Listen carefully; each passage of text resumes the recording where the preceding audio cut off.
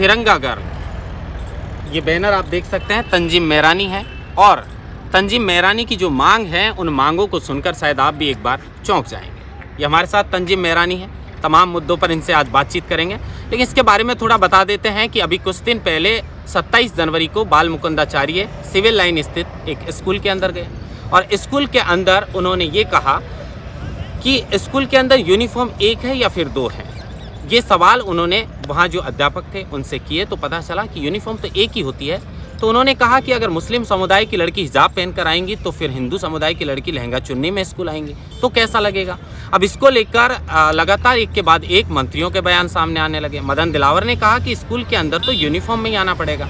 Doctor Kirodilal Meena का भी यही कहना था। लेकिन इसको लेकर जो है मुस्लिम समुदाय की बच्चियां, महिलाएं हों या फिर आदमी, सब सड़कों पर उतर गए। सुभाष चौक जो थाना है उसके बाहर धरना दिया। हालांकि बाद में मामले को अमीन कागजी और रफ़ीक खान के माध्यम से जो है वो ठंडा कर दिया गया। लेकिन आज जो तंजीम मेहरानी हमारे साथ है, इनका परिचय इन्हीं से दिलवाएंगे। लेकिन तंजीम मेहरानी उन मुस्लिम समुदाय के खिलाफ हैं। खिलाफ इसलिए कह रहे हैं हम क्योंकि वो मांग कर रही हैं कि वो हिजाब स्कूल के अंदर पहनना चाहती हैं। वो CAA के खिलाफ है और वो UCC के खिलाफ है। लेकिन तंजीम मेहरानी मुस्लिम समुदाय से आने के बाद भी इन तीनों चीज़ों को चाहती हैं, यानी जिनकी मांग जो है वो अलग है। ये चाहती हैं कि हिजाब पर पूरी तरह प्रतिबंध लगना चाहिए, यूनिफॉर्म सिविल कोड जो है वो बहुत जल्द लागू होना चाहिए। जबकि इसको मुस्लिम समुदाय है जो अल्पसंख्यक हैं वो अल्पसंख्यकों के विरोधी कानून बताते हैं। तमाम मुद्दों पर इनसे बातचीत करेंगे। बहुत बहुत स्वागत है तंजीम मेहरानी आपका। थोड़ा अपना परिचय बताएं। मेरा नाम तिरंगा गर्ल तंजीम मेहरानी है। मैंने लाल चौक पे फ्लैग होइस्ट किया था और उसके बाद मैंने PILs किए, सुप्रीम कोर्ट में RTIs किए और मैंने इसके पहले भी 6-7 अनशन किए हैं अलग अलग मुद्दों को लेकर। जयपुर की सड़कों पर अभी संग्राम हुआ, आपने देखा सुभाष चौक थाने के बाहर जो है मुस्लिम समुदाय के लोग थे। उनकी मांग ये थी कि ये हमारा अधिकार है हिजाब, इसको हमें पहनने दिया जाना चाहिए। और जो सरकार है उसका कहना था कि स्कूल है और स्कूल के अंदर यूनिफॉर्म में आना चाहिए। आप भी उस बात से सहमत हैं? क्या कहना चाहेंगे आप इस पर? जब कोई बच्ची स्कूल जाती है तो वो वहाँ नॉलेज लेने जाती है, ना कि वो वहाँ धर्म सीखने जाती है। पहले हमें ये समझना होगा। और जो लोग भी इसका विरोध करें वो बिल्कुल गलत है, क्योंकि जब कोई बच्ची जाती है पढ़ने तो वो धर्म सीखने नहीं जाती, वो वहाँ से एक पॉजिटिव नॉलेज लेकर आती है। तो हर एक बच्चा अगर इक्वल है हमारे देश के अंदर, आर्टिकल 14 हमें ये कहता है इक्वालिटी, तो फिर बच्चों का यूनिफॉर्म में हिजाब क्यों? और मैं इसके पूरे अगेंस्ट हूँ, क्योंकि हिजाब बैन होना चाहिए, क्योंकि बच्चा हर एक इक्वल है। यूनिफॉर्म हम वहाँ इसलिए डालते हैं कि कोई बच्चा गरीब हो या अमीर हो, वो इक्वली यूनिफॉर्म कपड़ों में आए तो वहाँ डिस्क्रिमिनेशन ना क्रिएट हो। तो ये चीज़ में भी डिस्क्रिमिनेशन नहीं होना चाहिए, वहाँ हिजाब बिल्कुल बैन होना चाहिए। UCC को लेकर भी ये कहा जाता है कि ये अल्पसंख्यकों के लिए विरोधी कानून है, आप इसे लागू करवाने की बात करते हैं। अब एक तो आप क्यों ऐसा चाहते हैं कि ये लागू हो, और दूसरी बात उस मुस्लिम समुदाय अगर आपको देख रहा होगा तो ये चाहेगा कि आप तो उनके साथ नहीं हैं, उनका विरोध कर रहे हैं। UCC को मैं इसलिए सपोर्ट करती हूँ बिकॉज एक देश में दो कानून नहीं चल सकते। हमारा देश अगर कॉन्स्टिट्यूशन फिलहाल चल रहे हैं बट नहीं चल सकते। UCC इसलिए इम्पॉर्टेंट है क्योंकि हमारे देश के अंदर जो कुछ मुद्दे हैं जैसे मैरिज, डिवोर्स, इनहेरिटेंस, अडॉप्शन, इन 4 मुद्दों को लेकर जो हिंदू कोड बिल है और जो मुस्लिम लॉ है, पर्सनल लॉ, वो दोनों अलग अलग है। जब हम कॉन्स्टिट्यूशन पढ़ते हैं तो हमें ये समझ आता है कि सब समान है, सब इक्वालिटी से जी रहे हैं, सबको इक्वालिटी मिलनी चाहिए। तो इस मामले में क्यों नहीं? और UCC इसलिए इम्पॉर्टेंट है क्योंकि ये सारे मुद्दे जो है उन को जो अलग कानून है वो सेम हो गए सबके लिए। अगर किसी का डिवोर्स होता है तो सबके लिए सेम कानून होगा, सबकी मैरिज के लिए सेम कानून होगा, और ये इसलिए इम्पॉर्टेंट है। लेकिन अल्पसंख्यक इसके खिलाफ है और बार बार UCC हो या फिर ये जो है हिजाब को लेकर वो सड़कों पर उतरना चाहते हैं। उन्हें क्या आप मैसेज देना चाहते हैं, कैसे उन्हें समझाना चाहते हैं? पहले तो इनके पास नॉलेज ही नहीं है इस बात को लेकर कि एक्चुअली गवर्नमेंट करना क्या चाहती है। और UCC और हिजाब को लेकर जब वो उतर रहे हैं तो वो वहाँ पे हमारे देश के अंदर बेसिकली गज़वा हिंद पैदा करना चाहते हैं, टुकड़े करना चाहते हैं हिंदुस्तान के।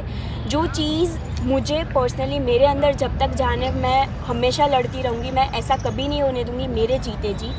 एंड उनको इस बात की नॉलेज ही नहीं है कि UCC और हिजाब का मामला जो है वो कोई कम्युनिटी पर टारगेट नहीं है। वो कॉन्स्टिट्यूशन जो हमें दिखा रहा है, जो हमें समझा रहा है, हम उसी पे वर्कआउट कर रहे हैं। और ऐसा नहीं कि UCC अभी छेड़ा गया है। जब हमारी ड्राफ्टिंग कमेटी बनी थी तब से वो चीज़ छेड़ी गई है, लेकिन तब हमारा पार्टीशन हुआ था जिसकी वजह से वो चीज़ नहीं लागू हो पाई।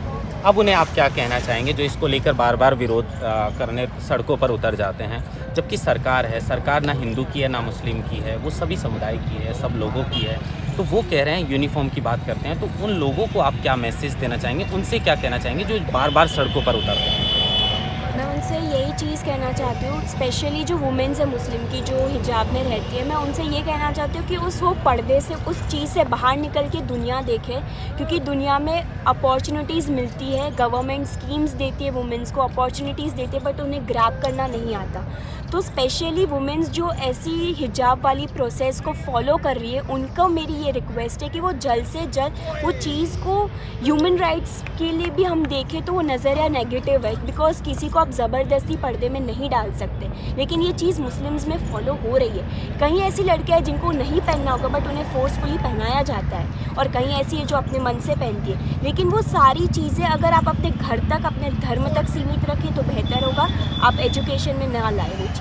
अपनी मांगों को लेकर आप अकेली लड़की हैं, वैसे तो प्राउड हमें भी फील है कि आप तिरंगा गर्ल हैं, आपने जम्मू के अंदर जाके जो तिरंगा पहना है 2017 में, 16 में आपको नहीं जाने दिया वहाँ पर, तो आप कब तक इन मांगों के लिए यहाँ पर बैठे हैं, और यहाँ बैठने के लिए आपको कौन कौन सी जो है असुविधा हुई? कई बार ऐसा भी हुआ होगा कि जब आप बैठने आए हैं तो लोगों को लगा होगा कि ये हिजाब के समर्थन में आई हैं, जबकि वो उल्टा रहा है कि आप प्रतिबंध चाहती हैं कि हिजाब को उनका जो है रुकना चाहिए, यूसीसी लागू होना चाहिए। तो आप कब तक यहाँ पर बैठे हैं और क्या क्या आपको समस्या आई जो मैं आपको सवाल करूँ? मैं समस्या तो कल की डेट थी, फर्स्ट से लेकर हम लोग अनशन शुरू करने वाले थे, लेकिन कल परमिशन में ही पूरा दिन निकल गया। सो आज से हम लोग का, लेकिन मेरा अनशन तो कल से ही चालू है, और डिफ़िकल्टीज़ तो ऑफकोर्स सिस्टम में थोड़ी बहुत रहती है, लेकिन मेरा अनशन तब तक जारी रहेगा जब तक सरकार मेरी ये 3 मांगें पूरी नहीं करती।